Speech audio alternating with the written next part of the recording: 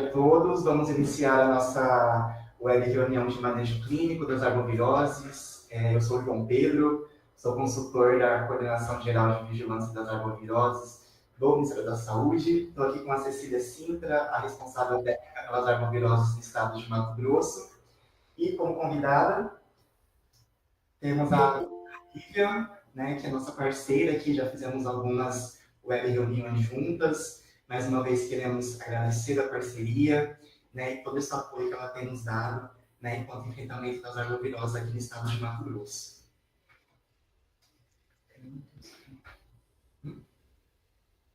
Bom, boa tarde a todos, né? Eu agradeço, né, a oportunidade de estar podendo dividir um pouquinho o que a gente faz no estado de São Paulo com vocês, agradeço o convite. Só tem alguma coisa dando eco, algum microfone. Obrigada. E espero poder ajudar vocês, que a gente discutindo os principais pontos, né, do manejo clínico das arboviroses. Então, só falando um pouquinho, né, eu sou médica, trabalhei 36 anos no município de São Paulo com zoonoses e outras doenças transmitidas por vetores. E depois que me aposentei no município de São Paulo, aí fui convidada pela Secretaria de Estado, pelo CVE, que é a Centro de Vigilância Epidemiológica, para ajudar no grupo de arboviroses. Então, essas capacitações, discussões de óbitos, investigação, é o que eu tenho feito no CVE. Bom, então, vamos pensar um pouquinho no diagnóstico e no manejo, né? A dengue, assim como as outras arboviroses, não tem um tratamento específico, né? Não tem uma medicação que você vai dar para o paciente que vai resolver a doença. Mas, se você identificar aqueles casos que estão progredindo para as formas mais graves e garantir o acesso para cuidados adequados, isso reduz muito a taxa de letalidade, né? A maioria dos óbitos de dengue são óbitos evitáveis se você fizer um manejo adequado. O Ministério da Saúde fez uma investigação de óbitos e o que ele acabou observando entre os fatores que estão relacionados com a doença, né? O não reconhecimento ou valorização dos sinais de alarme. A gente vai estar reforçando muito na importância dos sinais de alarme, né? Aqueles pacientes que procuram o serviço mais de uma vez e não recebem a conduta adequada. E quando o uso do volume de hidratação for inferior ao recomendado, né? O grande manejo da dengue é a hidratação. O paciente tem perda de líquido, você tem que repor isso de forma adequada. Isso é o grande segredo do manejo clínico da dengue. Esse ano, o Ministério da Saúde atualizou o Manual de Diagnóstico e Manejo, né? E não tem grandes alterações ao manual anterior, que era de 2016, né? O que eu acho que o manual está melhor escrito, melhor organizado, com algumas coisas mais claras. Eles fazem o reforço da importância de identificar e valorizar os grupos de risco, destacam os idosos, que são pacientes que têm uma vulnerabilidade maior e têm um risco maior de evoluir para óbitos. Revisaram um pouco as orientações de hidratação intravenosa, mas não tem grandes alterações. E tem uma parte com capítulos específicos que ajudam de como fazer o manejo daqueles pacientes que são cardiopatas, em que você precisa ajustar os volumes, né? E orientação daqueles pacientes que estão usando anticoagulantes ou antiagregantes plaquetários, discutindo um pouco... discutindo um pouco quando você deve suspender, quando o risco de suspender é maior do que o risco de você deixar no paciente suspeito de dengue. Atualizou o quadro com diagnóstico diferencial de chikungunya, zika e dengue, e reforça também bastante a importância dos sinais de alarme, que eles são muito importantes para a triagem dos pacientes, para o monitoramento adequado e para a avaliação se aquele paciente precisa ser hospitalizado. O Ministério da Saúde também lançou agora nesse ano, junto com a Federação Brasileira das Associações de Ginecologia e Obstetrícia, um guia reforçando sobre o manejo das gestantes, né? E o que eles colocam, que sempre se colocou como grupo, entre os grupos de risco, como grupo B, as gestantes, mas agora eles colocam que as puérperas, especialmente até o 14º dia de pós-parto, também são bastante suscetíveis a maior número de complicações e ter formas mais graves, né? Que as gestantes em si têm um risco maior de mortalidade. Apontam também os riscos para o bebê de ocorrência de nascimento prematuro, de problemas do crescimento intrauterino e a ocorrência de morte fetal. Lembrando que a gestante sempre tem que ser feita a classificação de risco, como para os outros casos, né, de acordo com a sua fase clínica, e o mínimo que ela vai ser é grupo B, gestante, e essas puérperas até o 14º dia do início de sintomas, nunca vai ser grupo B. Tá? Grupo A, desculpa, vai ser no mínimo grupo B. Se tiver outras alterações a mais, pode ser C ou D, né? E que os exames específicos para a confirmação do diagnóstico das arboviroses são obrigatórios para gestantes. Mas lembrar, você não precisa de diagnóstico laboratorial específico para o início da conduta, né? A suspeita clínica que define a sua conduta. Então, o material que a gente vai estar levando em conta são esses manuais para discutirmos agora o manejo adequado. Então, nos prontos atendimentos, você vai ter uma série de pacientes que têm aqueles quadros iniciais, febre, mialgia, cefaleia. Eles podem ser comuns a várias doenças, né? Tanto a dengue, a chikungunya, mas também a Covid e também as outras doenças febris agudas. Você conhecer a situação epidemiológica, da onde o seu paciente é procedente, vai te ajudar a fazer melhor as hipóteses diagnósticas. A gente tem que lembrar que nem sempre o paciente tem aquele quadro de livro bonitinho, típico, né? E com o uso da vacina, né, muitos daqueles quadros de Covid também podem ser mais leves, mais inespecíficos, né? Com esses sintomas, febre, mialgia, cefaleia, com sintomas iniciais. Então, mais uma coisa para lembrar para o diagnóstico diferencial. Agora, falando especificamente das arboviroses, eu vou focar dengue e chikungunya, porque Zika, pelo menos nesse momento, a gente não tem uma transmissão tão importante, né? E a gente tem bastante coisa para falar de dengue e chikungunya.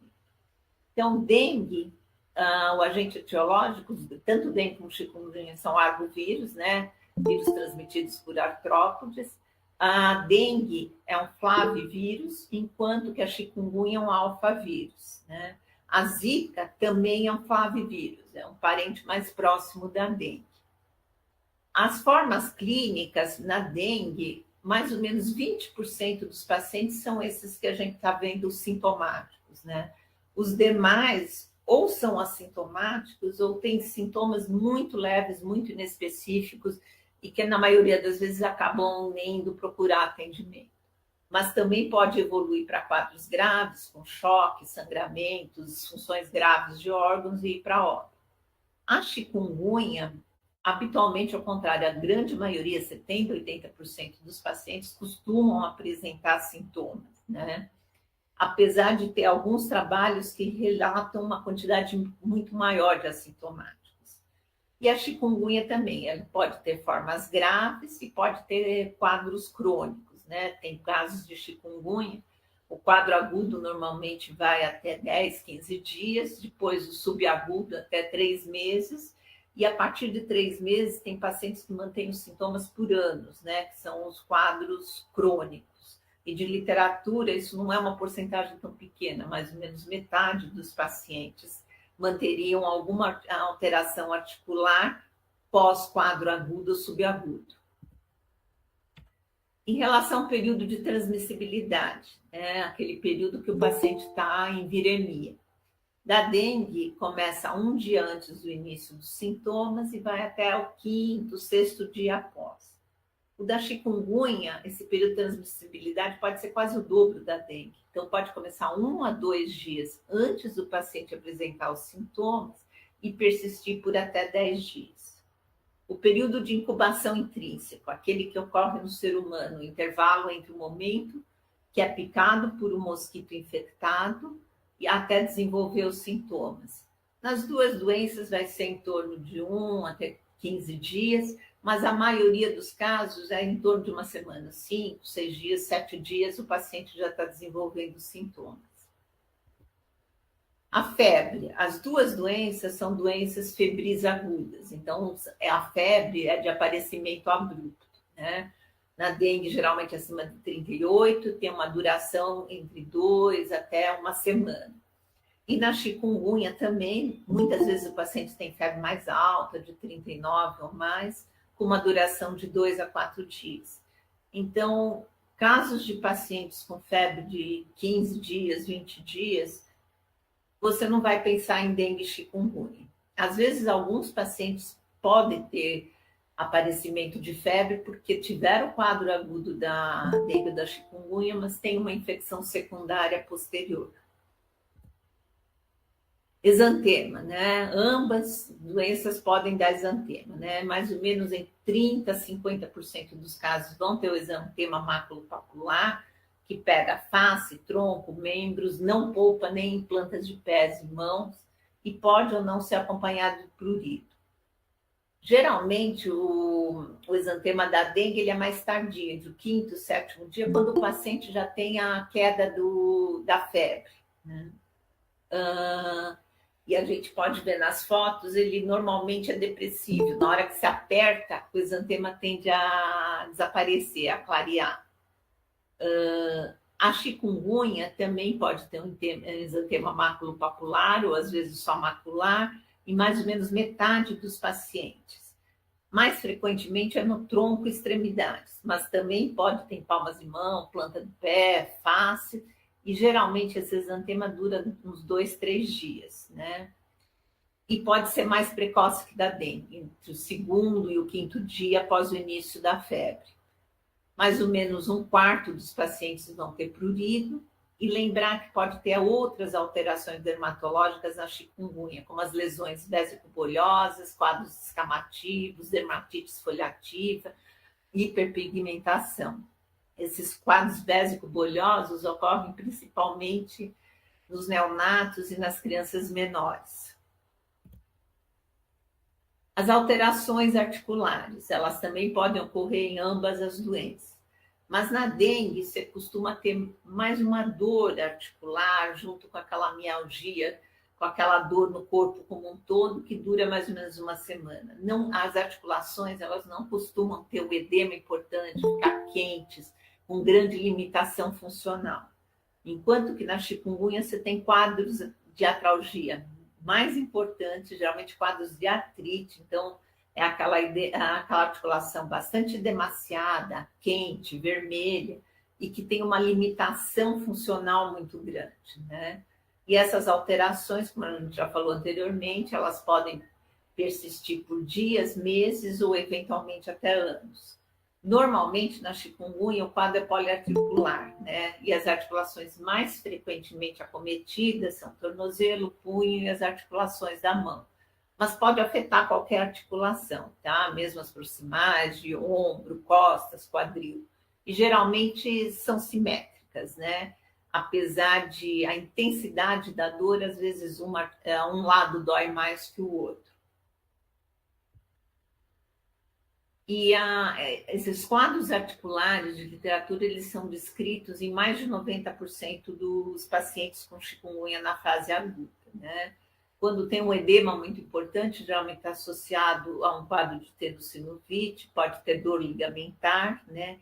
E uma característica da chikungunya que normalmente essa limitação articular, essa rigidez, é mais matinal. Então, quando a pessoa acorda, ela tem uma dificuldade muito maior de se movimentar, de pegar um copo, porque não consegue fechar a mão, de andar, de levantar. né? Aqui a gente vê umas fotos, né, de pés, de tornozelo, de mãos, e a gente vê que a alteração é importante, é um edema muito grande.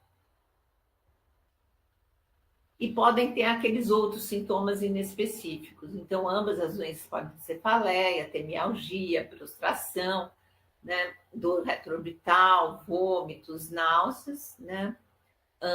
A mialgia costuma ser mais intensa na dengue, né? Lembrar que na dengue pode ter vômitos e que os vômitos, eles eventualmente podem ser sinais de alarme. Né?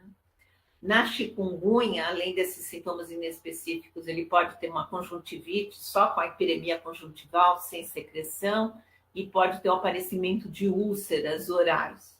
Muitos pacientes relatam uma dor difusa nas costas. Ambas as doenças, normalmente nos primeiros dias, não costumam ter sintomas respiratórios. Então, isso também é uma coisa que ajuda a você pensar em diagnóstico diferencial com Covid, com influenza, né? Mas lembrar que os casos mais graves, em que você tem comprometimento pulmonar, tanto a dengue como a chikungunya também podem ter sintomas respiratórios. Em relação às gestantes, né? Para a dengue, o risco de transmissão vertical é baixo, né? E o risco maior está naquelas mães que estão com a doença, estão em viremia próximo ao período do parto, né? Mas a gestante adquirir dengue em qualquer fase da gestação torna ela uma paciente de risco maior para as formas mais graves. E também a ocorrência da dengue, você não tem relato de malformações congênitas, mas aumenta o risco de abortamento, de nascimento prematuro, de alteração do crescimento fetal e até pode ocorrer a morte fetal. A chikungunya é a mesma coisa, ela também não tem evidências de que ela cause alterações teratogênicas, mas aumenta esses riscos de aborto, de trabalho de parto prematuro. O maior risco da chikungunya é se a mãe está em viremia no período perinatal. Se a mãe tiver com o quadro de chikungunya na semana anterior ou durante o momento do parto. O risco de transmissão para o bebê pode chegar a 50% dos casos. E normalmente esses bebês têm quadros bastante graves de chikungunya.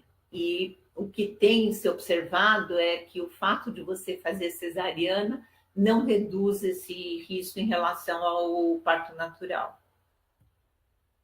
E aí, em relação ao recém-nascido, né, a frequência, a ocorrência de transmissão vertical é baixa, é o maior próximo ao parto, mas esses bebês, quando nascem com a dengue por transmissão vertical, podem ter quadros de morbidade bastante importantes. Para a chikungunya também, normalmente o bebê nasce assintomático e os sintomas vão aparecendo a partir do quarto, quinto dia após o nascimento. Então, podem aparecer febre, irritabilidade, síndromes álgicas, aquelas lesões vesico-biliosas, quadros de meningoencefalite, encefalite, e esses bebês que têm alterações neurológicas, eles podem ter depois sequelas neurológicas. E ambas as doenças podem causar quadros graves, né? Então, os quadros graves da dengue, né, eles estão relacionados com o extravasamento plasmático, que pode levar a choque ou então acúmulo de líquidos com derrames, ascite, né? Pode ter manifestações hemorrágicas desde mais leves até sangramentos bastante importantes e pode ter alterações graves de órgãos, então podem ter miocardite, hepatite, alterações renais, encefalites, etc. Normalmente, o risco maior de ocorrência dessas formas mais graves é entre o 3º e o 7º dia do início da doença, né? É associado àquele período em que a febre do paciente cai. E a chikungunya também pode ter alterações graves de sistema nervoso, oculares, cardiovasculares, as dermatoses vesico-biliosas, alterações renais e as síndromes de muita dor, né? As síndromes hiperálgicas. E aí a gente volta a lembrar, né? que nos primeiros dias, no início do sintoma, nos quadros leves, a gente não espera que tenham sintomas respiratórios. Mas se tiver um quadro grave, com acometimento pulmonar, o paciente pode ter. E quais as informações que podem ajudar no diagnóstico diferencial, pensando na parte laboratorial específica? Então, tanto a dengue como a chikungunya costumam ter leucopenia, né? Na dengue tem mais neutropenia e na dengue pode ter plaquetopenia. Pacientes, mesmo com quadros leves de dengue, frequentemente têm plaquetas em torno de 100 mil, 90 mil, né? E mesmo pacientes que não chegam a ter formas tão graves, eles podem ter quedas importantes de plaquetas, chegando 40, 50 mil. Né? E o aumento de hematócrito, que é um indicativo de que aquele paciente está evoluindo para uma forma grave. Alguns pacientes podem ter quadro de hipoalbuminemia. As transaminases costumam ter um aumento discreto, normalmente naquela faixa entre 50 e 100. Alguns pacientes um pouco mais, mas dificilmente vai passar de 500. A não ser naqueles quadros de hepatite, que aí sim, o paciente pode ter mais de 1.000, 3.000 de transaminases. A chikungunya, diferente da dengue, ela não costuma dar plaquetopenia tão importante. Então, dificilmente você vai achar plaquetas com menos de 100 mil. Né? Também pode ter um aumento discreto das transaminases, mais ou menos naquelas mesmas faixas da dengue. E a chikungunya dá um aumento importante do VHS e da proteína C reativa, que pode estar bastante elevada, às vezes até acima de 50 o PCR. E a dengue não costuma elevar tanto. Em relação ao diagnóstico diferencial, né? Dengue, chikungunya, zika fazem diagnóstico diferencial entre si, e temos as outras doenças, né? A influenza, covid, que são, para a gente aqui em São Paulo, a influenza está aumentando bastante, temos também a covid, então são diagnósticos diferenciais importantes. Entre a leptospirose, porque principalmente até março, agora nós estamos mais seca, mas até março a gente tem muito aumento de chuvas. Então, aumenta também o risco de ocorrência de leptospirose, né? E tem as outras doenças que, dependendo da situação epidemiológica do local, né, você pode fazer diagnóstico diferencial com malária, com febre amarela, meningite, meningococcemia, principalmente naquelas formas mais graves, com sangramentos, né? E para chikungunya, outro diagnóstico diferencial muito importante é a artrite infecciosa, né? Normalmente ela é em uma articulação, ela não costuma ser poliarticular, e a importância de você identificar isso para entrar com antibiótico terapia e evitar uma lesão mais grave dessa articulação. Esse é o quadro que o Ministério atualizou dentro desse manual de 2024, né? Então ele faz a comparação entre as três doenças, dengue, zika e chikungunya. Então, em relação à febre, a zika pode cursar sem febre, ou então febre baixa, dificilmente vai ser acima de 38, né? E dura 2 dias, enquanto que a dengue e a chikungunya tendem a ter febre mais alta, né? A dengue com a duração de 2 a 7 dias, chikungunya 2, 3, 4 dias, né? O exantema pode ocorrer nas 3 doenças. Na zika, geralmente, ele já é no primeiro dia do início dos sintomas, né? Às vezes é o único sintoma que o paciente tem. Na dengue é mais tardio e na zika, na chikungunya, a partir do 2º dia. Em relação à mialgia, ela costuma ser mais frequente, mais intensa na dengue. Em relação aos quadros articulares, considerando tanto a parte de frequência como de intensidade, como o edema articular, ele é muito mais intenso na chikungunya do que nas outras doenças, né? Na dengue, a gente vê que a intensidade, a frequência é muito menor, né? A zika pode também ter um pouco de edema articular, principalmente nessa do tornozelo. Conjuntivite, você pode ocorrer tanto aquela conjuntivite sem secreção, né? Na zika e na chikungunya, mais frequente na zika, e na dengue você não espera que tenha esse quadro conjuntival. A cefaleia é mais importante na dengue. Linfadenomegalia você pode ter na zika, na chikungunya, mais na zika, né? Mais rara na dengue. A presença de sangramentos mais na dengue. O acometimento neurológico, as 3 doenças podem dar, mas ele acaba sendo mais importante na zika e depois na chikungunya. Leucopenia, os 3 também podem dar, mas costuma ser mais frequente e intenso na dengue. E a trombocitopenia, que ocorre principalmente na dengue, nos outros em quantidade e frequência muito menor. Então, se a gente tem o nosso paciente lá para atendimento, a gente vai pensar, ele pode ser um caso de dengue? Outra coisa importante para pensar, em que fase da doença está? Se está na febril, está na crítica, se está na recuperação. Sempre pensar em verificar, tem algum sinal de alarme? Fazer o estadiamento do paciente, tanto hemodinâmico, como ver a situação de hidratação, ver se não está evoluindo para choque. Importante verificar se o paciente tem alguma comorbidade que pode aumentar o risco de gravidade. Sempre fazer classificação de risco do paciente, né?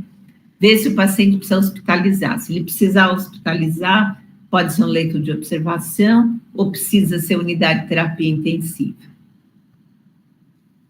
Então, a classificação de risco, né? A classificação de risco para dengue, ela é extremamente importante. E lembrar que você precisa acrescentar algumas coisas que nas classificações normais que os serviços fazem, que normalmente é o Manchester ou adaptado a partir do Manchester, nem sempre você vai identificar todo paciente de risco maior para dengue. E atualmente, com essa transmissão importante, que você tem uma grande quantidade de pacientes procurando atendimento, é essencial você identificar quais são os pacientes de risco maior para evoluir para as formas graves, senão o paciente te choca na sua cara na fila de espera. Tá? Então, a classificação de risco, ela deve ser feita para todos os pacientes, mas é principalmente importante para aqueles que não têm alguma evidência tão grande de sinal de gravidade, porque aquele paciente que chega chocado, ele é internado, passa na frente e é atendido rapidamente. O problema são aqueles outros, e lembrar, paciente da dengue é um paciente extremamente lábil, ele muda de uma fase para outra muito rapidamente. E a outra coisa que a gente precisa estar atento, considerando a situação epidemiológica atual, que a gente tem transmissão de dengue importante, né? A gente vê que tem uma dificuldade de você fazer o diagnóstico diferencial inicial entre as arboviroses. Não é tão fácil dizer, não, isso é dengue, isso é chikungunya. A dengue tem um risco grande de evolução para as formas graves, né? E quando a gente para ver quais são os riscos para as formas graves de chikungunya, a gente vê que eles são muito semelhantes à dengue. Então, você sempre, mesmo quando você acha que pode ser suspeito de chikungunya, você sempre tem que considerar também a possibilidade de ser dengue. Fazer a classificação de risco de acordo, e assim como o manejo clínico. E lembrar que a classificação de risco, ela tem que ser feita continuamente, né? Como os pacientes mudam rapidamente de uma fase para outra, eles têm que ser reclassificados a toda hora. Então, só lembrando alguns pontos importantes da classificação de risco, pensando na dengue. A PA em 2 posições, que habitualmente, na hora que você faz a triagem do paciente, você mede a PA sentado. Mas, às vezes, a primeira evidência que aquele paciente está tendo um extravasamento plasmático importante é a hipotensão postural. Se você não medir em 2 posições, você não vai identificar isso. Importante a pesquisa de sinais de alarme. Lembrar que o paciente nem sempre fala isso, evidentemente. Então, é importante perguntar. Ver se o paciente tem algum sangramento. E aí pode ser petequias, pode ser uma gengivorragia, né? Falar, na hora que eu escovo os dentes, está sangrando minha gengiva, ou epistaxes, ou aumento de volume de sangramento menstrual acima do habitual. Então, são algumas evidências de sangramento, fora os sangramentos maiores, mais evidentes. Se o paciente não tem nenhuma evidência desses sangramentos, aí é obrigatório fazer a prova do laço, porque esse também pode ser o primeiro ponto para identificar um paciente de risco. Aí a avaliação geral clínica, né, do estado geral, hidratação, perfusão, pulso, etc. Pesquisa de comorbidade, porque se o paciente tem uma comorbidade, ele é um paciente de risco maior. E lembrar que sempre as crianças menores de 2 anos, as gestantes e pacientes com mais de 65 têm um risco maior também. Então, é importante ter esses parâmetros em cabeça na parte de triagem dos serviços. E lembrar que essa classificação, ela tem que estar disponível, os profissionais têm que ter conhecimento de fazer em qualquer serviço, de qualquer nível de complexidade, né? Então, mesmo o que é uma UBS, que é para aqueles casos mais de rotina de acompanhamento, mas às vezes o paciente mal e ele vai procurar aquela unidade. Então, a unidade precisa saber fazer a classificação de risco e o manejo necessário até providenciar a transferência ou o que for preciso, né? Então, considerando a classificação de risco, você classifica nesses grupos A, B, C, D, e isso vai te ajudar a organizar o atendimento e também a organizar as condutas. Então, por que a classificação de risco é importante? Ela é importante para a boa organização dos serviços, ainda mais nessa época que você tem uma procura muito grande dos pacientes pelo serviço. Então, você precisa identificar quais são os pacientes que precisam ser atendidos primeiro, né? Porque o que a gente vê aqui em São Paulo, você tem esperas de 4, 5 horas pela demanda grande, né? Isso te ajuda a priorizar os atendimentos de risco. E também vai te ajudar a orientar as condutas, porque os protocolos todos são baseados nessa classificação. Então, vamos começar a ver os grupos, né? Então, a maioria, 90% dos pacientes vão ser do grupo A, né? E o que a gente tem que fazer com esses pacientes para evitar que eles evoluam para as formas graves, né? Então, o grupo A é aquele paciente que não é grave e sem complicações. É um paciente que não tem sangramento, tem a prova do laço negativo, não tem sinais de alarme, não tem comorbidade.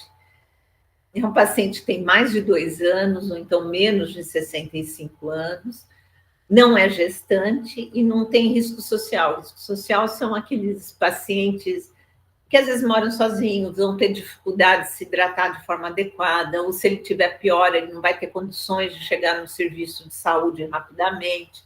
Então, às vezes, são pacientes que você tem que ficar no serviço por isso. Esses pacientes do grupo A, eles têm baixa prioridade de atendimento, mas eles também precisam ser avaliados, atendidos e orientados de forma adequada. Só que isso pode ser feito de acordo com o horário de chegada. São pacientes que você vai fazer o acompanhamento ambulatorial, né? Você vai usar o principal tratamento da dengue, que é a hidratação oral, é a reposição do volume de líquidos, né? E é importante que essa hidratação oral tem que começar na sala de espera, né? Porque às vezes pode demorar para o paciente ser atendido. Então, é importante na hora que você faz a triagem do paciente, você já orienta que ele tem que ficar ingerindo líquidos enquanto que ele aguarda o atendimento.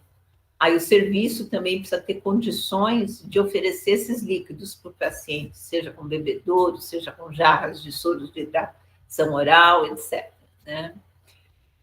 Esse paciente vai para casa com a orientação da hidratação oral, e essa orientação tem que ser que ele tem que manter essa hidratação por 24, 48 horas após um dia sem febre. A outra recomendação que precisa ser muito falada de forma bem clara para o paciente é sobre os sinais de alarme, e que o aparecimento de um único sinal de alarme, ele tem que fazer o retorno imediato. E para esse paciente é extremamente importante você entregar o cartão de acompanhamento, né? Eu pus aqui na ilustração o cartão de acompanhamento que a gente usa no estado de São Paulo, né? Ele é baseado no Ministério, mas a gente pôs algumas coisinhas a mais, né? Então, naquela parte da frente, da primeira página, da primeira capa, né, tem a lista dos sinais de de alarme aqui, né? Então é importante mostrar, olha, os sinais estão aqui para você ver, se esquecer algum, vem, consulta aqui para ver se é isso que você está apresentando. Aqui tem orientações gerais de hidratação, de alimentação. Nesse quadro, a gente colocou para ajudar a orientação do volume de líquido, né? Porque o volume é grande, é 60 ml por quilo por dia, usando 1/3 de soro de reidratação oral e 2/3 de outros líquidos. Às vezes é muito difícil para o paciente que está se sentindo mal, com dor, com náusea, de ingerir esse volume, né? Se pegar uma pessoa de 60 quilos, você vai ter 3,6 litros em 24 horas. Até a gente que está bem tem uma certa dificuldade para tomar esse volume. Então, aqui é para você fazer a prescrição da hidratação. A gente pôs aqui no estado, dividindo por de manhã, à tarde, à noite, em ml, em copos, tanto a parte do volume que vai ser de soro de reidratação oral, como de outros líquidos. Mas cada profissional pode fazer isso do jeito que achar que vai funcionar melhor. Tem gente que põe tantos copos em 1 hora, outros tantos em 2 horas, ou uma garrafa PET, ou uma garrafa de 600 ml, mas ajudar a distribuir. Isso é muito importante. E reforçar para o paciente, hidratação oral, com esses volumes grandes, esse é o grande tratamento da dengue.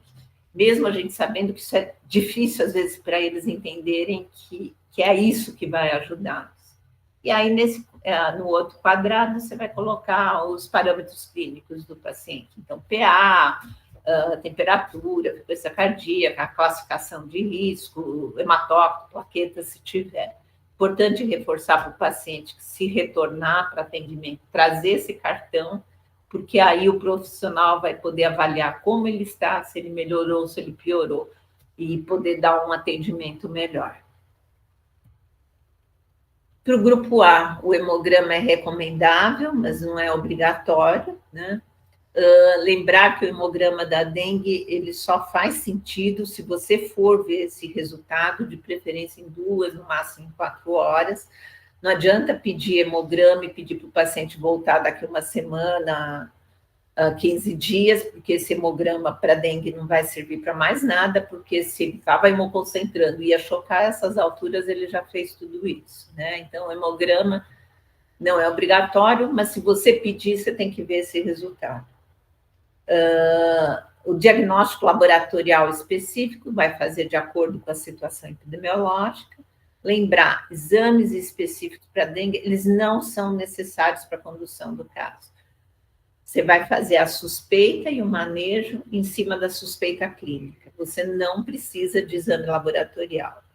E aí entram, inclusive, os testes rápidos, que podem dar resultados falsos negativos, assim como falsos positivos, mas lembrar que o fato de dar um teste negativo não te descarta a dengue. Se você fez suspeita clínica de dengue, o seu manejo vai ser de dengue. Você vai usar sintomáticos de acordo com a necessidade, analgésicos, antitérmicos, antieméticos. Lembrar que não é para usar salicilatos, nem anti-inflamatório nenhum, nem os não esteroides, nem corticóide. Orientar o paciente para retorno, para reavaliação no primeiro dia sem febre, ou então no 5º dia da doença, se a febre persistir, né? Aquele paciente está com 5 dias de febre, ele precisa ser reavaliado para ver se é dengue, se está com alguma complicação a mais, então é importante orientar o paciente para retornar. E reforçar sempre, retorno imediato se apresentar algum sinal de alarme. E usar repelentes para os pacientes sintomáticos. Então, quais são os principais pontos para o grupo A? Isso precisa estar na cabeça do profissional que está atendendo. Ele tem que ver. Fazer a orientação da hidratação oral intensa, né? Reforçar muito se o paciente tiver algum sinal de alarme, retorno imediato, e entregar o cartão de acompanhamento preenchido de forma adequada e com as orientações para o paciente. Se esse paciente seu era suspeito também de chikungunya, além da dengue, se ele é suspeito de chikungunya, ele vai ser suspeito de dengue. Então, a gente vai fazer toda aquela primeira parte de orientação, de hidratação, etc. Mas se ele for suspeito de chikungunya, é importante você aliviar a dor desse paciente, porque ele pode ter quadros de dor muito importantes. E se você não orienta isso de forma adequada, ele vai tomar medicamentos um atrás do outro, vai tomar doses maiores, e aí corre o risco de ter outras complicações. Então, normalmente, o mais fácil é usar dessa escala do EVA, né, para pedir para o paciente apontar qual é o nível de dor. Então, para dores leves, né, de 1 a 3, você vai usar ou paracetamol ou a dipirona. Mas o importante é que isso seja prescrito de horário, né? E não tipo, toma se tiver dor. Não, você vai pôr, paracetamol de 6 em 6 horas, geralmente você vai pedir para ele fazer isso durante uma semana, e depois reavaliar. Ou então, dipirona de 6 em 6 horas, durante essa primeira semana. Se a dor for moderada, de 4 a 6, você vai associar as duas drogas intercalando. Então, você vai dar paracetamol, depois 3 horas de pirona, depois 3 horas paracetamol, depois 3 pirona e assim por diante. Também com horários fixos. E o paciente que tiver uma dor mais intensa, de 7 a 10, você vai usar ou paracetamol ou dipirona e pode associar um opioide também. Compressas frias também ajudam a aliviar a dor, tá? Podem ser feitas cada 4 horas, uma duração de uns 20 minutos. Aqui eu coloquei o protocolo de manejo do Estado de São Paulo, mas ele é baseado do Ministério, e mais para frente está a referência do Ministério. Para isso, é importante orientar repouso, evitar sobrecarga dessas articulações. Aqui também vale a mesma coisa nessa fase aguda da doença, né? Nessa primeira semana, 10 dias, também não devem ser usados nenhum anti-inflamatório, nem os não esteroides, nem os esteroides, né? E para chikungunya, depois na fase subaguda, na crônica, aí sim você vai usar esses medicamentos. Mas na fase inicial, nas primeira semana, 10 dias, não devem ser usados, né? Então, se além de dengue o paciente for suspeito da chikungunya, importante o manejo adequado da dor. Agora vamos pensar no outro grupo, no grupo B. O que a gente precisa, como a gente vai identificá-los e o que a gente precisa fazer para evitar que eles evoluam para as formas graves. Então, o grupo B são pacientes que não são graves, mas eles podem evoluir com complicações, eles têm um risco maior de agravamento. Então, pode ser que eu seja um paciente que tenha a prova do laço positiva, ou então tenha uma manifestação hemorrágica espontânea, tipo TPT, né? Ele pode ou não ter comorbidades, pode ou não ser dessa faixa etária menor que 2 anos, ou maior que 65 anos, pode ser uma gestante, ou aqueles que têm risco social, mas ele não vai ter nenhum sinal de alarme, nem nenhum sinal de choque. E quando a gente para olhar para a chikungunya, a gente vai ver que os grupos de risco para quadros mais graves, eles são muito semelhantes a esses do grupo B. Então, são daqueles extremos de faixa etária, neonatal, os maiores de 65 anos, entram as gestantes, pacientes que têm alguma comorbidade. E na chikungunya, às vezes tem, dependendo do uso de fármacos, né? Até para o paciente pela dor, às vezes ele toma doses muito elevadas de medicamentos, faz uso de anti-inflamatórios, aspirina, e aí ele aumenta o risco de ter alguma complicação. Esses pacientes do grupo B, eles são prioridade, mas não são urgência.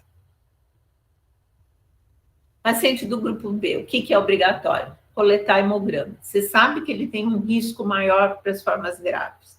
Então, você tem que ver se ele não está apresentando hemoconcentração. Então, você vai ter que avaliar o hematócrito e também as plaquetas, né? No hematócrito, ver se não tem uma hemoconcentração.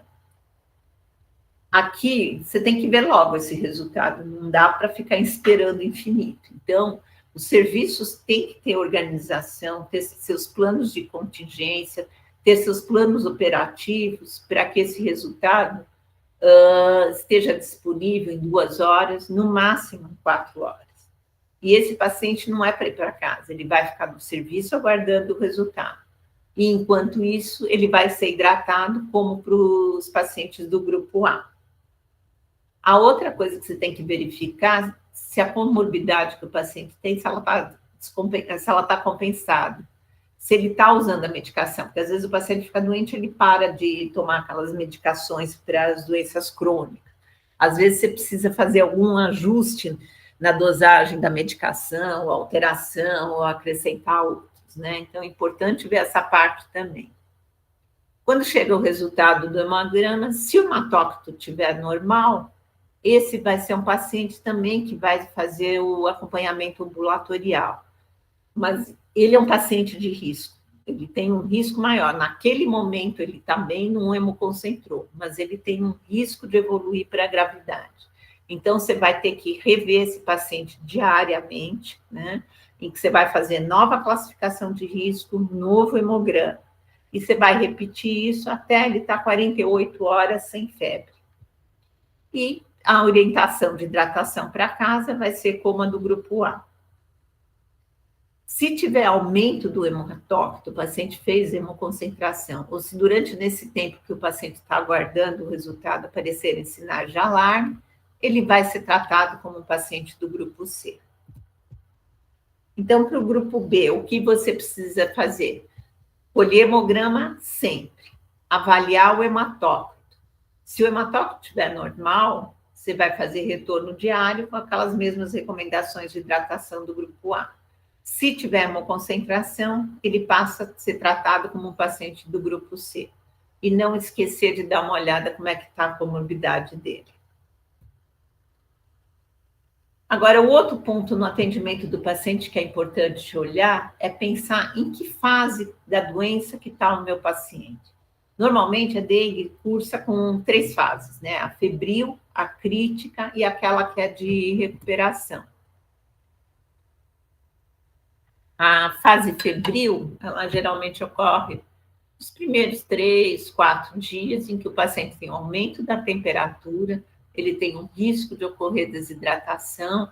Nessa fase, normalmente o hematócrito e as plaquetas estão normais, e é o período em que você tem a circulação do vírus, o período de viremia. Aí tem pacientes que já vão da fase febril para a fase de recuperação, que é a grande maioria, né? 90% ou mais dos pacientes vão evoluir dessa forma. Mas tem pacientes que fazem a fase crítica, que vai mais ou menos nas crianças entre o 3º e o 5º dia no início dos sintomas, e nos adultos entre o 3º e o 7º. É o período em que você tem queda na temperatura, né? Às vezes isso dura algumas horas, no máximo um dia, né? Depois a febre pode voltar, mas geralmente mais baixa do que era nessa fase inicial, né? E aí é a fase crítica, em que o paciente tem um aumento da permeabilidade capilar pelo processo de vasculite realizado pelo vírus, tem perda plasmática, né? E essa perda de líquido vai dar os sinais de alarme. Então, dor abdominal, ascite, vômitos, os derrames, PA convergente, hipotensão. E também o aumento do hematócrito. Por isso que o hematócrito é extremamente importante. Ele te mostra que saiu líquido dos vasos. Se aqui você não interferir e não hidratar esse paciente, não repor esse volume de forma adequada, ele vai evoluir para choque hipovolêmico e aí, como consequência, tem insuficiência de órgãos, pode ter hemorragias graves, CIVD. Então, é extremamente importante você pensar em que dia que está da doença o meu paciente que eu estou atendendo, né? Se ele estiver entre o 3º e o 7º dia, é importante verificar com cuidado se esse paciente não apresenta algum sinal de alarme ou de choque. E aí depois vem a fase de recuperação, que geralmente é a partir de uma semana. Tem pacientes que têm essa fase mais curta, 10, 15 dias, mas tem pacientes que podem ficar ainda com aquela fraqueza, inapetência, cansaço por 2, 3 meses. Logo no começo dessa fase, precisa de atenção, porque começa a reabsorção dos líquidos, né? Então, todo aquele volume que ele perdeu, ele começa reabsorver. Então, é importante avaliar isso para evitar sobrecarga dos fluidos, né? Principalmente naqueles pacientes que estão recebendo hidratação EV. E aí, nessa fase, as plaquetas começam a subir, então acompanhar as plaquetas é um parâmetro importante. Na hora que as plaquetas estão subindo, você está vendo que esse paciente saiu da fase crítica e está entrando na fase de recuperação. Assim como o hematócrito começa a cair, né? E aqui começa a produção de anticorpos IgM. Aí, nós vemos os nossos grupos, paciente grupo A, B, agora temos os pacientes do grupo C. A gente não quer que esses pacientes do grupo C evoluam para choque ou para alguma disfunção grave de algum órgão, né? Então, são pacientes que têm suspeita de dengue e têm os sinais de alarme. Então, sim, para os sinais de alarme, eles podem ter um sangramento de mucosa ou não, mas eles não têm nenhum sinal de choque. Sinal de alarme tem que ser muito valorizado, eles realmente são indicativos e tem N trabalho de literatura mostrando que se você não manejar de forma adequada nesse momento, o paciente evolui para choque. Se você hidratar de forma adequada, o paciente tem boa evolução. Os principais sinais de alarme são dor abdominal, vômitos persistentes, esses dois de literatura são os mais frequentemente descritos. Pode ocorrer acúmulo de líquido, então quadros de ascite, derrame pleural, pericárdico, sangramento de mucosa, aquele paciente está muito letárgico, muito prostrado, então muito irritadiço. A hipotensão postural, hepatomegalia maior que 2 centímetros do rebordo costal direito, e o aumento progressivo do hematócrito. Então, é extremamente importante coletar hemograma, avaliar o hematócrito. O aumento do hematócrito é um dos sinais de alarme. Esse é um paciente urgente, que precisa de atendimento o mais rápido possível. E esses sinais, então, é importante. Por que a gente precisa prestar atenção nos sinais de alarme? Eles advertem sobre o extravasamento de plasma ou ocorrência de alguma hemorragia. E esses sinais, eles indicam que esse paciente tem um risco maior de evoluir para um choque ou ir para óbito. Paciente do grupo C tem que ter hidratação EV imediata e adequada. Então, aqueles 10 ml por quilo na primeira hora, repete na segunda. E isso, por isso que eu falo, tem que saber fazer classificação de risco e manejo clínico da dengue, não importa o nível de complexidade. Esse paciente tem que começar com essa hidratação, não importa em que tipo de serviço o paciente está. E isso tem que ser mantido durante o transporte, né? Quando a gente investiga os óbitos, infelizmente, a gente vê pacientes que passam em serviços, né, que não tem a complexidade adequada para ficar com eles, mas que põe um soro para pegar a veia, 250, 500 ml. Esse paciente, eu já vi pacientes que chocaram durante o transporte. Então, ele tem que ser hidratado de forma adequada, enquanto que você providencia a transferência para o serviço de complexidade adequada. E o outro grande problema que a gente vê é você mandar esse paciente do grupo C embora. Paciente da dengue, você repõe aquele volume que ele perdeu, ele melhora clinicamente, ele melhora a PA, ele melhora o estado geral, né? Mas lembrar que ainda ele está num processo de perda de líquido, né? Aquela fase crítica dura 2, 3 dias. Então, para você dar alta para aquele paciente do grupo C, tem que ser no mínimo por 48 horas. E o paciente precisa preencher todos esses critérios, tá?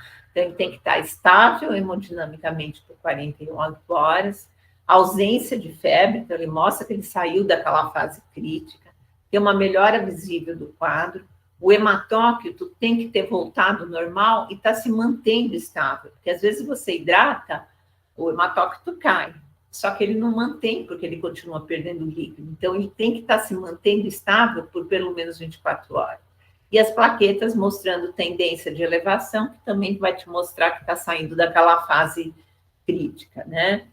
O paciente da dengue que choca, normalmente não é um paciente de choque prolongado. Se você hidrata de forma adequada, A grande maioria, quase 90%, eles saem desse estado de choque em 24 horas, e só uma minoria que vai ser em até 72 horas. Aí vem o outro problema né, do atendimento desses pacientes, os idosos. Eles têm um risco maior de complicações e de evolução para choque, né?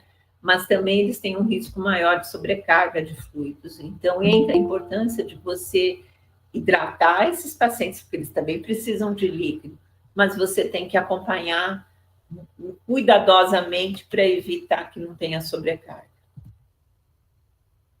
E agora, para você fazer a internação hospitalar, nós vimos para alta, precisava daqueles 5 critérios. Para internar, basta o paciente preencher um único. Então, os pacientes do grupo C e D, então aqueles que têm sinal de alarme, ou de choque, ou sangramento, comprometimento de órgão, comprometimento respiratório, alguma comorbidade descompensada ou de difícil controle, né? Aqueles pacientes que se recusam a ingerir ou não conseguem ingerir líquidos em volume suficiente, a impossibilidade de segmento, o retorno, né, ao serviço de saúde, se tiver alguma complicação. E vão ter algumas situações em que o profissional que está atendendo vai identificar a necessidade de internar. Quando a gente olha para a chikungunya, a gente vê que os sinais de gravidade e critérios de internação são semelhantes. Então, o acometimento neurológico, sinais de choque, as alterações respiratórias de dispneia, dor torácica, os vômitos persistentes, neonatos, a descompensação da doença de base ou algum sangramento. Então, paciente do grupo C, hidratação EV imediata, não importa o nível de complexidade do serviço. Tem sinal de alarme? Tem que ficar 48 horas antes de mandar embora. Isso no mínimo, né? Se demorar mais tempo para estabilizar, vai ficar mais tempo. Mas ele tem que preencher aquelas condições de estabilidade, de matócrito normal por 24 horas, estabilidade clínica por pelo menos 48 horas. E aí entra a importância de você monitorar esses pacientes de perto, né? Da parte da reposição volêmica, avaliar o hematócrito, diurésia, sinais vitais. E aí a gente não quer que os pacientes do grupo C cheguem no D, mas se chegarem no grupo D, a gente não quer que esses pacientes evoluam para óbito. Esses do grupo D são pacientes graves, né? Eles podem ou não ter alguma manifestação hemorrágica. Lembrar que todo paciente grave de dengue não tem obrigatoriamente sangramento, tanto que foi um dos motivos que a Organização Mundial de Saúde mudou a classificação, né? Não é mais dengue hemorrágica, é dengue grave. Ele pode ou não ter algum comprometimento de algum órgão, né? Ou ter sinais de choque, né? Basta ter um, não precisa ter os 3. Normalmente, o risco maior para apresentarem a fase D entre o 3º e o 7º dia. Então, são aqueles sinais de choque, extravasamento de plasma, sangramento, disfunção de órgãos, sinais de choque, e só reforçando que as manifestações hemorrágicas podem ou não estar presentes. Essa é uma emergência, precisa de atendimento imediato, não importa o serviço. Que é a mesma coisa, esse paciente ele precisa de hidratação de forma adequada em qualquer serviço, tem que ser imediato. Se esse paciente não receber o volume, ele vai evoluir para óbito, né? E a paciente precisa de leitoterapia intensiva. Você começa a hidratar, seja lá qual for o seu serviço, e aí você providencia a transferência para o serviço de nível adequado, né? Lembrar que a hidratação é no volume grande, 20 ml por quilo em até 20 minutos, se necessário, se repete 3 vezes, né?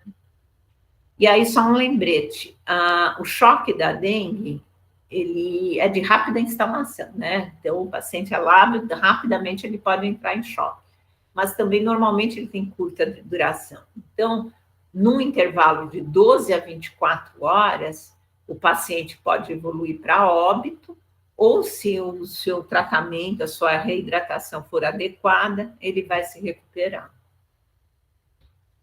Grupo D, então, hidratação EV imediata, precisa de leito de UTI, e é um paciente que precisa ter monitoramento de perto, cuidadoso, tem que estar de olho nesse paciente o tempo todo.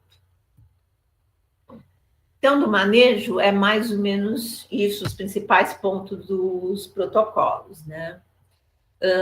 Falando um pouquinho do diagnóstico laboratorial específico. Então, volto a falar. Para aquela suspeita inicial, você não precisa do diagnóstico laboratorial específico para começar o manejo clínico. O manejo clínico é em cima da suspeita clínica. O diagnóstico laboratorial específico nos laboratórios de referência de saúde pública, ele é feito de acordo com a situação epidemiológica que as equipes de vigilância do local vão estar apontando, né? Mas ela é muito importante, deve ser priorizada para a fase inicial de transmissão, né? Que a gente tem que saber rapidamente aonde estão começando a ocorrer os casos, né? Para poder ter as ações de controle adequadas. E sempre devem ser feitas para todos os casos suspeitos, se o paciente tiver alguma forma grave ou atípica, ou aqueles que evoluem para óbito, né? Aí não importa o cenário epidemiológico, é importante sempre estar fazendo o diagnóstico laboratorial específico. Eu pus isso, deixei como observação que no estado de São Paulo a gente trabalha com as unidades sentinelas.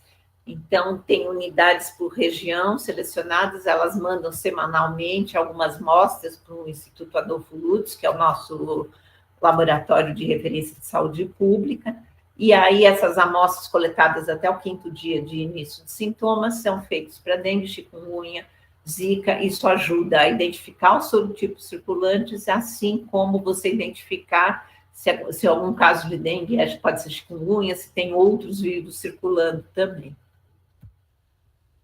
Então, em relação aos métodos diagnósticos, a gente tem os diretos, né, que pesquisam o vírus ou partes deles, o isolamento viral e o NS1 pelo método do ELISA, né, que é diferente do teste rápido, eles não são utilizados de rotina.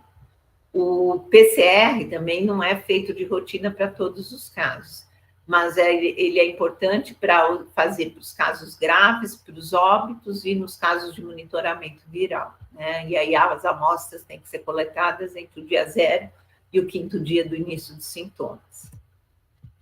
E os métodos indiretos, né? Que o mais que você vai estar usando para diagnóstico são a pesquisa de anticorpos IgM, que geralmente eles são detectáveis a partir do 6º dia do início dos sintomas. Então, os laboratórios de saúde pública, eles têm os kits comerciais e tem o MAC ELISA, que é considerado pelo IgM como padrão ouro, né? A pesquisa de anticorpos IgG, testes de hemaglutinação, esse de neutralização de redução de placas, também não são feitos habitualmente de rotina, né? E nos casos que evoluem para óbito, é feito o anatomopatológico com a histopatologia e o imunohistoquímico. E também o PCR, naqueles que vão em formol, pode ser feito pesquisa de vírus por PCR também nos fragmentos de tecido. Em relação aos testes rápidos imunocromatográficos para dengue, né? Agora, esse ano saiu uma nota técnica do Ministério de Saúde falando sobre esses testes. O que eles colocam sobre o NS1 e o IgE, né? IgG, lembrar que ele vai te dar infecções passadas, porque são anticorpos que podem persistir por anos detectáveis, né? Reforça-se, não deve ser utilizado para manejo clínico, tá? Manejo clínico é suspeita clínica. Falei 90 mil vezes e acho que ainda vou repetir isso. Lembrar, teste rápido, esses imunocromatográficos, eles tanto podem dar falso negativo como falsos positivos, né? O Ministério coloca mais que o NS1 que deve ser usado, ele não recomenda o IgE. E o que ele coloca que o resultado do teste rápido deve ser colocado no campo observação. E se você for confirmar esse caso, você tem que avaliar por critério clínico epidemiológico. Eu acho meio incoerente, mas tudo bem. Eu deixei aqui uma observação do uso que o município de São Paulo faz do teste rápido desde 2016. Ele é voltado para as ações de controle de vetor, né? Então, a gente não usa para manejo clínico, né? Mas usa para você, deu um teste rápido positivo, esses acabam sendo os locais em que você vai priorizar suas atividades de bloqueio de transmissão. Isso ajuda a otimizar os recursos, né? No município do tamanho de São Paulo, você não consegue fazer o bloqueio de criadores de todos os casos suspeitos, né? Não tem recurso que dê conta. Então, você prioriza esses que deram teste rápido positivo. Então, só reforçando, né, o diagnóstico laboratorial específico tem que ser feito para os casos graves, atípicos, os óbitos suspeitos, e nos casos graves, coletar sempre a amostra no primeiro atendimento, independente da data de início de sintomas, né? Se o paciente evoluir bem, você coleta uma nova amostra depois do 6º dia, mas sempre tentar coletar já no primeiro atendimento, né? Se acontecer de o paciente evoluir para óbito e você não conseguiu coletar nenhuma amostra, sempre tentar ver se no laboratório do serviço tem sangue disponível. Às vezes tem sangue que foi para um hemograma, para algum outro exame específico, e isso pode ser enviado para o laboratório de referência, né? Todas as arboviroses são de notificação compulsória, né, os casos agudos, e lembrar que são de notificação imediata, isso é, a informação tem que sair do serviço de atendimento e chegar no serviço de vigilância em até 24 horas, todos os óbitos suspeitos de dengue, chikungunya, zika, e chikungunya quando você tem os primeiros casos suspeitos em áreas que você ainda não tem transmissão estabelecida. A notificação é extremamente importante de todos os casos, seja serviços privados ou públicos, porque é isso que vai direcionar as ações de controle de vetor, mas também vai ajudar a organização dos serviços, ver necessidade de insumos, de RH, de atendimento, se há necessidade de montar tendas, necessidade de hemograma, etc. Então, essas informações são essenciais. Então, é importante notificar todo o caso na suspeita, você não espera confirmar. Aqui eu trouxe duas tabelas com óbitos que ocorreram no município do estado de São Paulo em 2015 e 2016.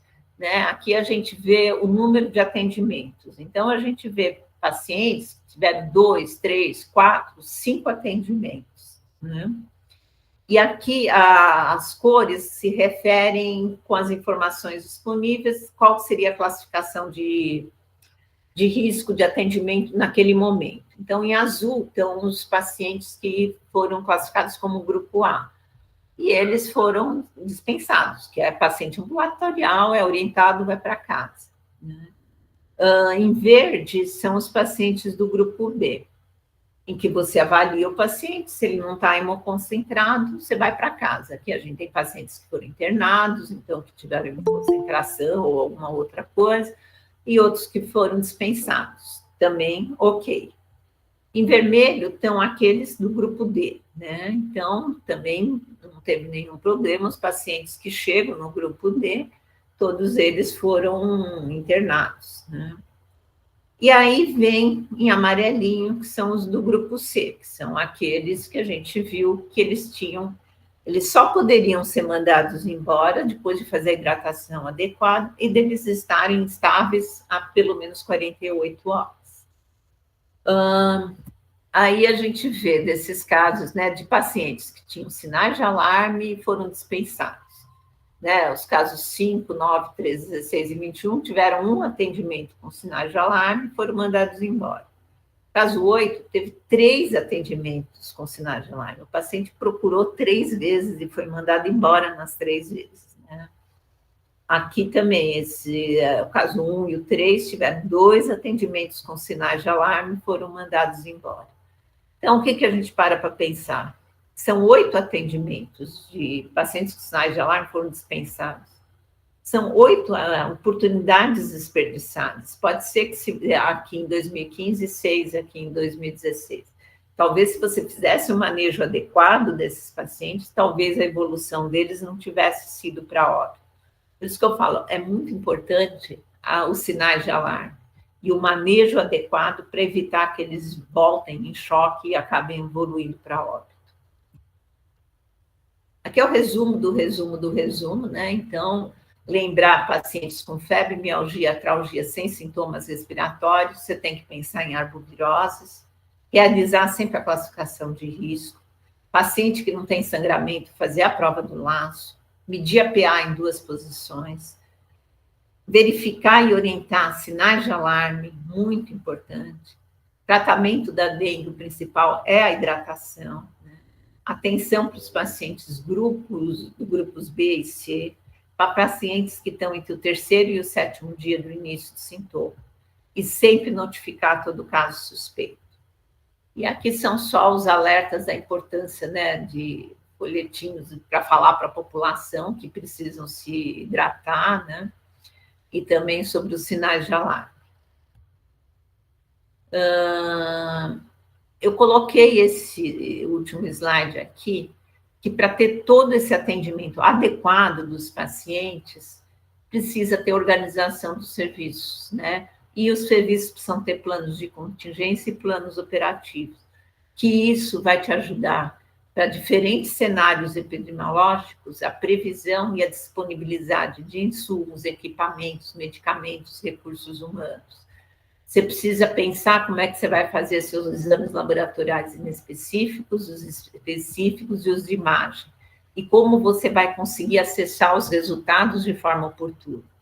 Ter uma eficiência da central de regulação de leitos, ter os fluxos bem estabelecidos e conhecidos, né, com as unidades de referência e as contrarreferências.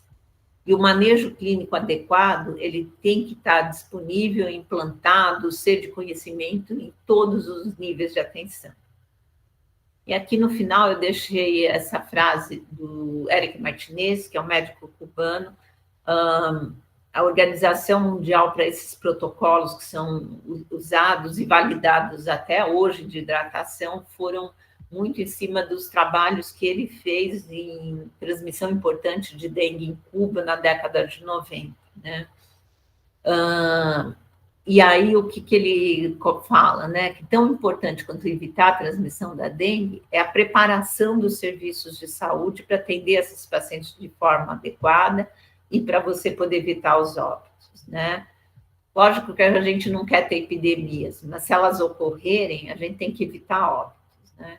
E um bom gestor de saúde é capaz de salvar mais vidas durante uma epidemia de dengue do que os médicos, né? Porque os médicos vão atender os seus pacientes, aqueles que vão estar na sua responsabilidade, mas um gestor de saúde que organizar essa rede toda de forma adequada e der condições para vários serviços, ele vai ser muito importante para salvar as vidas.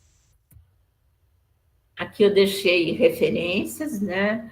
Tem da Organização Mundial de Saúde, tem esse manual de 2009 que dá todas as bases de tratamento, tem as edições da OPA, esse guidelines que a OPA fez em 2022, eu acho que ele é super interessante, porque ele fez revisão de bibliografia e reuniu um grupo de especialistas e discutiu esses pontos principais do manejo dos casos de dengue, e o que as conclusões e recomendações que ele chegou é isso, é a hidratação nos volumes grandes, internar os do grupo C, manter em observação, hidratação EV, etc. Então, quem tiver interesse, vê que essas condutas continuam válidas, esse documento é muito interessante. E aí tem os do Ministério, né, o Manual de Manejo atualizado de 2024, aqueles da gestação, o de chikungunya, né? E aqui eu deixei os que a gente tem do estado de São Paulo, se vocês tiverem interesse de conhecer. Então, informações sobre os protocolos de manejo, você tem um monte de coisa, né? Você joga na internet, você tem todos esses documentos oficiais, como você tem N aulas, N mensagens, N coisas. Então, não é por falta de informação, né? É importante divulgar amplamente, as pessoas se apropriarem desses protocolos e usarem. E aqui eu deixei um pouco mais da página do CVE, né? Essa é a página do CVE. Esse é um documento que a gente fez o ano passado, é baseado no manual do Ministério, a gente só mudou o formato para tentar deixar uma forma de consulta um pouco mais fácil para os profissionais. Esse é o de chikungunya do Estado. Aqui a gente tem o boletim semanal da situação das arboviroses no Estado, tem os dados epidemiológicos, como alguns comentários, e aqui é um boletim diário da situação epidemiológica. Esse é um aplicativo que o município de São Paulo desenvolveu, ele é disponível tanto para os celulares de Android como do iPhone, né? E a ideia do Sampa-Dengue é que ele possa ajudar aquele profissional que está na ponta atendendo o paciente e precisa de ajuda para o manejo clínico e para a classificação de risco. Então, aqui você, no começo, você vai estar colocando as características do paciente, o peso, a idade, a data de início de sintomas. Aí vem uma série de perguntinhas que vai te ajudar a classificar o risco do paciente, né? A gente começou do grupo D em direção ao grupo A, porque o D é o primeiro que você precisa ter o manejo de forma correta com urgência. Então, se você não responde, que ele não apresenta nenhuma suspeitação do grupo D, vai para o C. Aqui eu coloquei como ilustração do grupo C. Você responde que tem alguma dessas coisas, aí vem as informações para o manejo clínico, inclusive com cálculo de volume que você precisa usar para aquele peso do paciente que você pôs inicialmente, né? Se vai para o grupo B, você tem a tabela toda de orientação de hidratação oral, já com os volumes calculados para o peso, né? É mais um instrumento para tentar ajudar no manejo adequado desses pacientes. É isso, gente. Obrigada. Me ouvem? Ouvimos. Boa tarde, Janaína. Boa tarde, doutora Vivian, tudo bem? Como mais uma vez arrebentando com tanta clareza, objetividade e tranquilidade em falar, que isso é o mais importante, né? Para que a gente consiga apreender muito mais e com a atenção necessária. Muito obrigada mais uma vez por disponibilizar um tempo na sua agenda para vir conosco em Mato Grosso, fazer uma webinar de oficina em manejo clínico e estadiamento de pacientes com dengue, zika e chikungunya. Hoje, esta nossa web foi para a macro-região oeste, norte e centro-norte, e nós da Vigilância Epidemiológica ficamos lisonjeados por esta sequência de webinar de oficinas que a senhora se disponibilizou a nos ajudar com o seu conhecimento, sua experiência, sua expertise aqui em Mato Grosso. Então, só tenho a agradecer mais uma vez a parceria e que seja a primeira de muitas, como eu já disse nas outras, e agradecer a participação de todos. Temos aqui 67 pessoas aplaudindo aí a manifestação deles, aplaudindo esta web, e agradecer imensamente a equipe da Coordenadoria de Vigilância Epidemiológica da Secretaria de Estado de Saúde, a nossa gerente, Alba Valéria, gerente de Vigilância de Doenças e Agravos Endêmicos, a Cecília, que é a responsável técnica pelas arboviroses na COVEP, na Coordenadoria de Vigilância, e agora o nosso mais novo membro da equipe, o João, que vem como apoiador do Ministério da Saúde, somar com a Cecília para o enfrentamento das arboviroses urbanas aqui em Mato Grosso.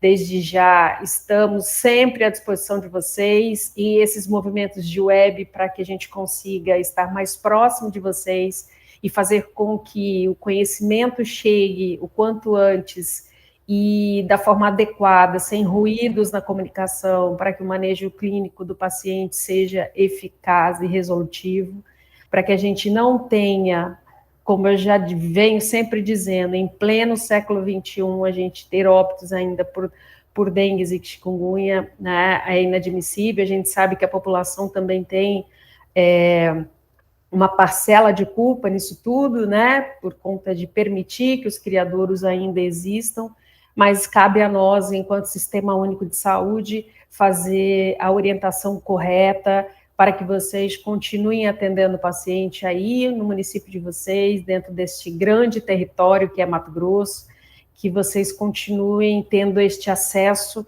muito mais próximo conosco da vigilância, que enquanto coordenadoria estadual é o que nos compete.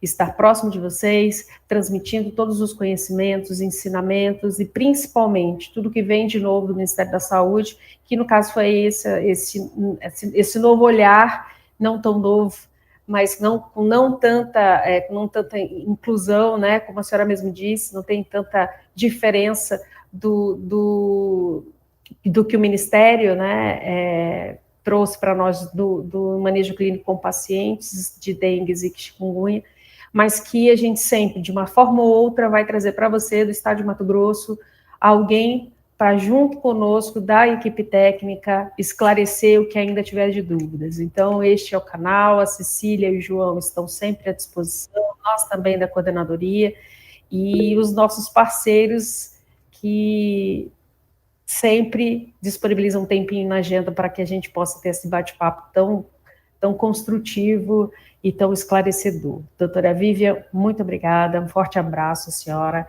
e que a gente possa continuar tendo outros momentos como esse. Muito obrigada. Muito obrigada pelo convite.